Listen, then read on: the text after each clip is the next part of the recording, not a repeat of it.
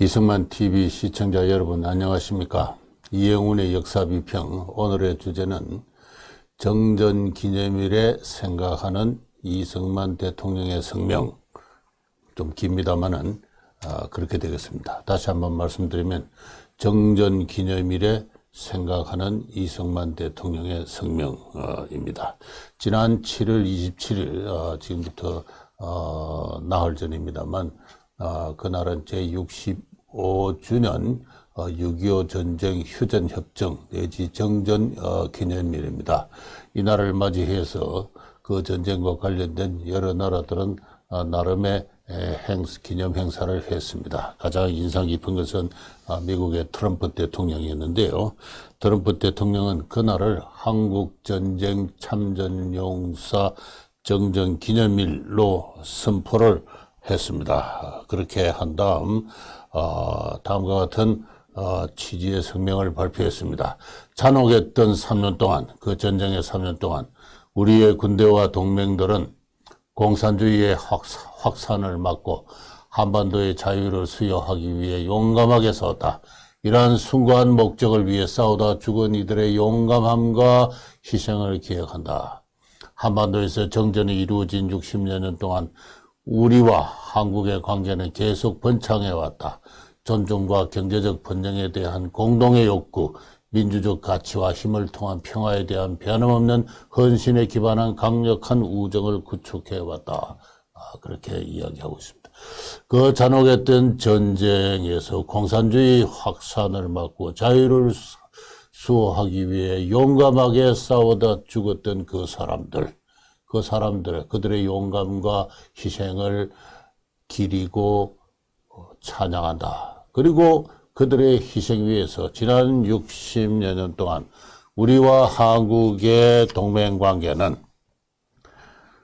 번창해왔다.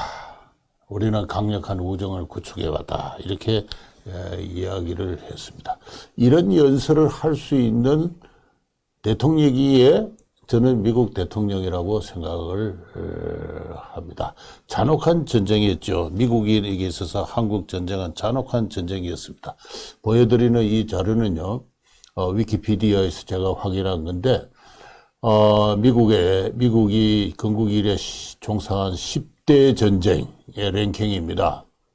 그 희생자를, total number of US military deaths, 전쟁과 관련해서 죽은 사람들의 숫자를 기준으로 한 전쟁의 랭킹입니다. 첫 번째가 미국의 시빌 워, 남북전쟁이죠. 아주 75만 명이 희생되었습니다.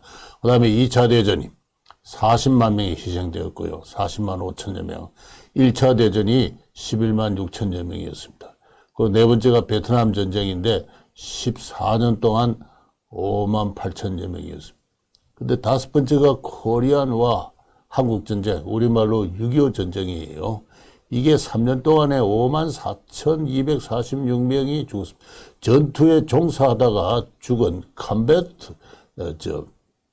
로 세크리파이스 된 사람들은 한 3만 3천여 명 되었습니다. 나머지 2만여 명은 실종되거나, 포로가 되거나, 기타 다른 이유로, 생명을 잃은 사람들입니다. 어쨌든 군사적 죽음이 5만 4천 명인데 3년으로 치면은 베트남 전쟁이 14년이었다고 치면은 코리안 와는 그보다도 몇 배나 더 격렬한 잔혹했던 전쟁이었습니다.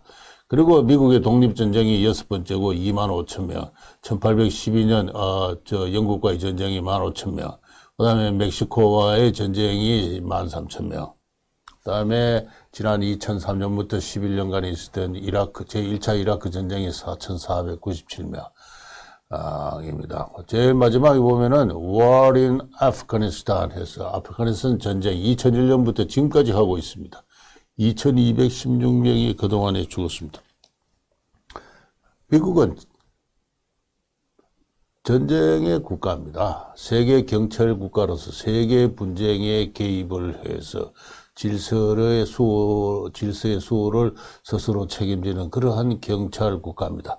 미국의 그와 같은 경찰 국가로서 역할이 있기 때문에 지금 세계는 대성평의 평화의 시대를 구가하고 있습니다. 그를 위해서 미국은 끊임없이 전쟁에 종사해갖고 2001년부터 지금까지 아프가니스탄 전쟁에 종사해오고 2013년부터는 시리아 내전에 개입을 해서 알카이다와 전투를 지금 하고 있습니다. 그 사이에 있었던 제2차 이라크 전쟁까지 포함해서 제가 미국인의 전사자를 계산해 보니까 월 평균 30명입니다. 월 평균 30명의 미국의 젊은이들이 해외에서 전투를 하다가 또는 테러 조직과에 맞서는 공작을 하다가 희생되고 지금도 그러한 것이 미국입니다. 미국인들은 그 전쟁의 의미를 부여하고 있는데 그것은 다름 아니라 세계 평화입니다. 세계 평화의 기본적인 가치는 자유입니다. 모든 세계인의 자유, 그 자유를 수호하기 위해서 그 수요하는 것이 세계 평화입니다. 그래서 미국의 젊은이들은 지금도 월 평균 30여 명 전사를 하고 있고 그들의 시체가 군용 비행기를 타고 군 기지에 내려면은 그 전사자를 기리는 세리머니가 군례가 거행되고 하는 게 미국입니다. 이 미국의 대통령이 5만 5천 명이나 희생되었던 미국 역사상 5번째로 참모했던 그 전쟁을 기리면서 공산주의의 확산을 막고 자유를 수호하기 위한 전쟁이었고 그 결과 지난 60년간 한국과의 동맹관계와 우정관계는 번창해왔다 이런 이야기를 했습니다. 캐나다에도 정전 65주년을 기리는 그러한 행사가 진행되었다고 언론은 보도하고 있습니다. 캐나다 상원의원의 한국계인 마틴 상원의원의 주장에 의해서 5년 전에 캐나다는 매년 7월 27일을 한국 정전 기념일로 정하고 한국 전쟁에 참여했던 병사들의 희생을 기리는 행사를 지난 5년간 해왔고 올해도 어김없이 정부 요인이 참여한 가운데 전국 주요 도시에서 열렸다고 이야기를 하고 있습니다. 심지어는 북한도 했습니다. 언론에 가면은 북한 김정은 국무위원장은 당일 6.25 전쟁 전사자와 중국 인민지원군 묘역을 찾아 참배했다 이렇게 되었습니다.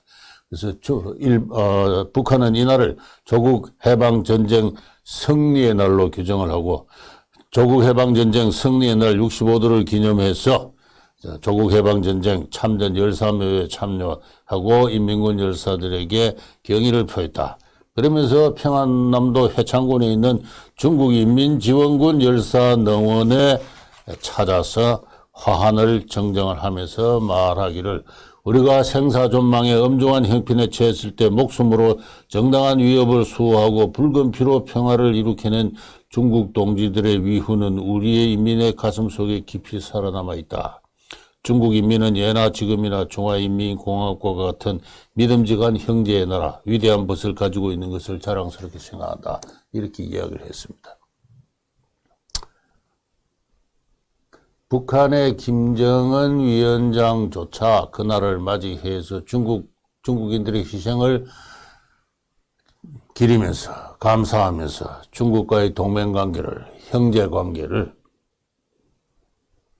긍지스럽게 생각한다 하면서 중국에 대한 감사의 뜻을 표했습니다.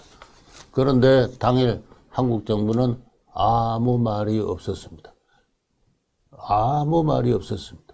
유엔군이 판문점에서 정전 65주년 기념 행사를 했는데 파주시장이 참여했던 정도입니다. 정부 차원에서는 어떠한 행사도 없었고 코멘트도 없었습니다. 저는 당연히 한국의 대통령이라면은 그날 부산에 있는 유엔군 묘역에 찾아가서 트럼프 대통령이 했던 그런 수준의 연설은 했어야 된다고 생각합니다. 미국이 뭐 때문에 한국에 대한 동맹관계를 계속 그렇게 강조하고 지난 60년간 우리는 아름다운 관계, 우정 어린 관계, 힘찬 동맹의 관계를 유지해왔다고 자꾸 강조를 하고 있습니까?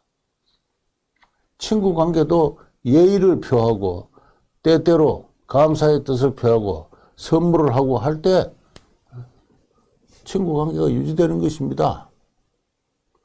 그 전쟁을 방어해 준 미국, 약 5만 5천 명의 미국의 젊은이들이 희생된 그 전쟁, 그 전쟁이 끝이 났을 때 미국은 그 전쟁의 의미를 부여를 하고 희생된 자를 기리면서 그 결과 양국의 동맹관계가 발전해 왔다고 헌사를 하는데 한국 대통령은 아무 이야기를 하지 않았습니다.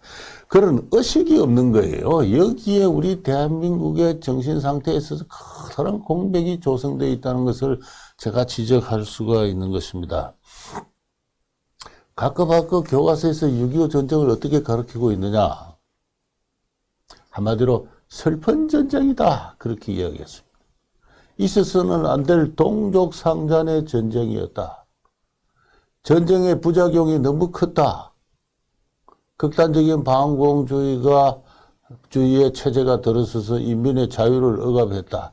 부작용이 컸던 동족상잔의 슬픈 전쟁, 또는 그 눈 덮인 어떤 말하자면은 그 일사후퇴의 장면을 상기하면서 하얀 전쟁, 뭐 이런 식으로 문학적으로, 서정적으로 표현하고 있을 뿐이죠.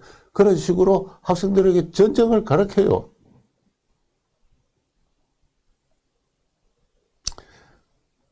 거기에 비하면 솔직히 말씀드려서 북한 지도부들의 전쟁에 대한 기억은 훨씬 더 강건합니다.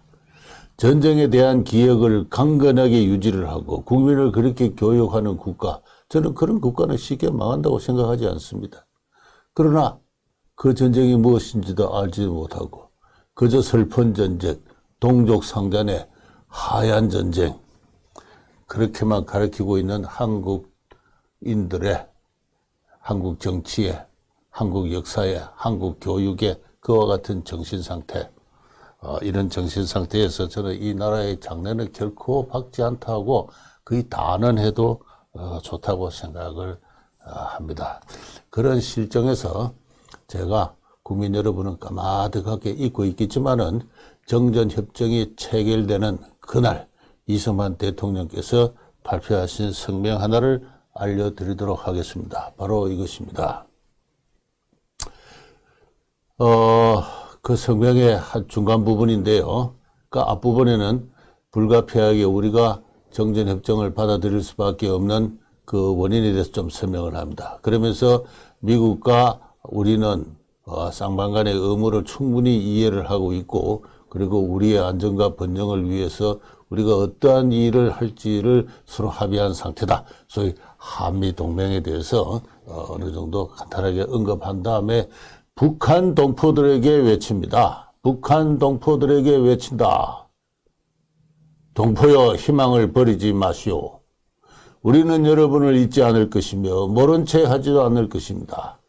한국 민족의 기본 목표, 즉 북쪽에 있는 우리의 강토와 동포를 다시 찾고 구해내자는 목표는 계속 남아있으며 결국 성취되고야 말 것입니다. 그 다음에 연설의 후반부가 시작됩니다. 북한 동포들에게 외친다. 동포여, 희망을 버리지 마시오. 우리는 여러분을 잊지 않을 것입니다. 공산학정의 체제로부터 여러분을 구해낼 것입니다. 지금은 힘이 딸려서 어쩔 수 없어서 국제정세에 인연하여서 구해되어서 어찌할 수 없이 우리가 여기서 전쟁을 멈추지만은 우리는 여러분을 잊지 않고 여러분을 공산학정으로부터 구원해낼 것입니다. 라는 이야기를 했습니다. 이후 다시 어느 정치가도 이와 같은 자유혼의 연설을 한 적이 없습니다. 이후에 박정희 대통령도, 전두환 대통령도, 노태우 대통령도 이런 연설을 하지 못했습니다. 하려고 하는 발상조차나 그 발상을 가능케 하는 기초적인 개념조차도 저는 없었다고 생각합니다. 동포여, 여러분을 잊지 않을 것입니다. 왜? 공산체제 하에서 노예 생활을 하고 있으니까요. 이웃이 설령 동포가 아니라도 좋습니다. 다른 국가라도 해도 좋습니다. 이웃에 있는 국가의 주민들이, 그 구성원들이 노예적 상태에 있을 때 수만 명이 정치 수용소에 갇혀서 학대를 받고 있을 때, 정당한 사법적인 절차가 없이 처형을 되거나 재산이 몰수가 되고 있을 때, 그리고 거대한 어떤 마성적인 어떤 종교적인 어떤 선동으로 교리로 주민들을 그와 같은 정신적 노예 상태로 몰고 갈 때 그걸 보고 있는 것, 그걸 관용하는 것. 만약에 이웃 나라가 그러한 태도를 취한다면 그 이웃 나라는 본질적으로 자유의 국가가 아닙니다. 이웃의 노예적 굴종을 보고 모른 채 하거나 또는 인지를 하지 못하거나 심지어는 노예 상태에 있는 주민들과 평화적인 어떤 그 교류를 하는 것이야말로 평화라고 생각하는 그러한 지적 상태의 사람들이라면 자유인이 아니에요. 자유인이 아닙니다. 다시 말해서 지난 65년간 한국인들은 자유인이 아니었습니다. 자유인이 아니었다. 자유인이 아닌 채 우리 민족끼리라는 구호에 넘어가서 그러한 어떤 그 감성적인 통일 구호에 환호를 하고 그러한 정치적 구호를 내거는 정치가를 지지를 함으로써 민족 통일을 이룰 수 있다고 생각하는 환상에 사로잡혀 있던 그러한 우리 한국인이었습니다. 평화란 게 뭡니까? 아까 트럼프 대통령의 성명을 소개했습니다만 평화라는 것은 기본적으로 자유인들의 축복입니다.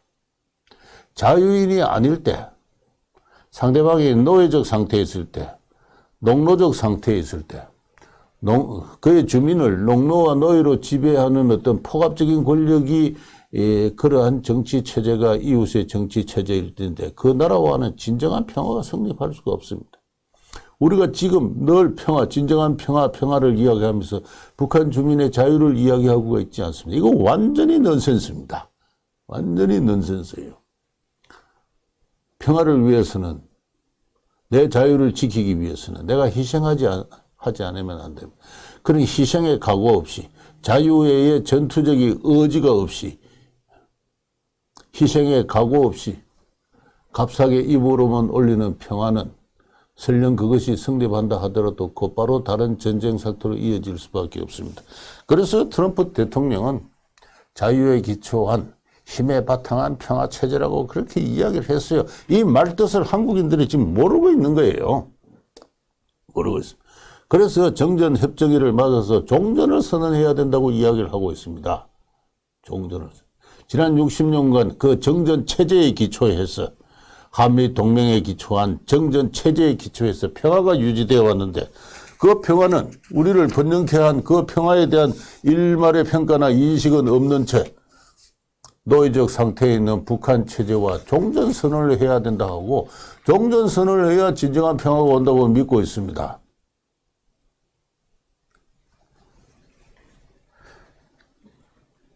우리 이승만 학당에 그 단가가 있는데요. 그 단가의 그 제2절이 바로 이 이승만 대통령의 성명에 기초하고 있습니다. 제가 이 평론을 끝나고 나면 그 노래가 나올 텐데 한번 들어보 주시기 바랍니다. 공산학정에 신음하는 동포들이여 희망을 잃지 마세요. 잊지 않으리다. 님의 맹세 그 당부 어디 가고 없나. 자유통일을 위해서 우리 함께 노력하세요 하는 그와 같은 단가입니다. 이 단가를 들으시면서 도대체 평화란 뭔가, 자유란 뭔가, 그리고 자유인의 국제연합으로서 세계 평화의 질서란 게 뭔가, 지난 우리 65년간 우리 한국인들을 번영으로 이끌었던 그 평화의 체제가 어떠한 의미를 갖는가, 어떠한 세계사적 의의를 갖는가. 그러한 체제를 구축하기 위해서 6.25 전쟁 때 희생한 100만 명의 한국인뿐만 아니라 그건 뭐 우리 현충일이 있으니까 그렇게 추념하도록 합시다. 이 땅에 와서 희생한 미국인 약 3만 3천여 명의 전사자 포함해서 5만 5천 명의 희생자, 영국군 병사, 캐나다 병사, 각국의 그 희생자들 지금 부산의 유엔 묘소에 있습니다. 한국 정부는 제발 내년부터는 이 6.25의 휴전협정 정전기념일을 맞이해서 그 묘역에 좀 가세요. 가서 그들의 희생을 추념하고 감사의 뜻을 표하는 그런 최소한의 국제적 신사로서의 교양을 좀 갖춰줬으면 좋겠다. 그런 이야기를 하고 오늘 마치도록 하겠습니다. 감사합니다.